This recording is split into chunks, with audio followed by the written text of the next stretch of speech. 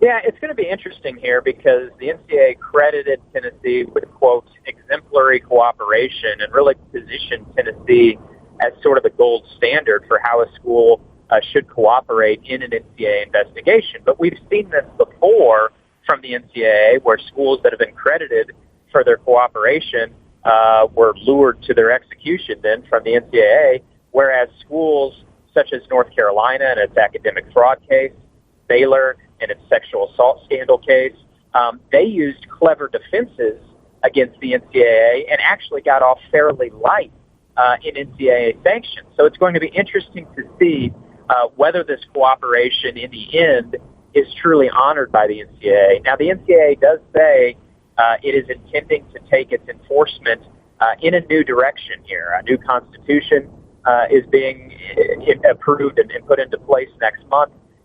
And going forward, the NCAA says it's going to be less focused on postseason bans and more focused on punishing the bad actors, which in this case would be Jeremy Pruitt and some of his cronies.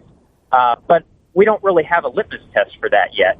Tennessee is going to be sort of the guinea pig for this new era of NCAA enforcement, and we'll find out whether this new era is any different than the last. I think Tennessee feels like they're in about as good of a spot as they can be, despite facing 18 level 1 violations. I mean, just as a reference, Ole Miss, when it had the recruiting scandal under Hugh Freeze, Ole Miss had 15 level 1 violations, so 3 fewer than Tennessee, and yet Ole Miss got a 2-year bowl ban.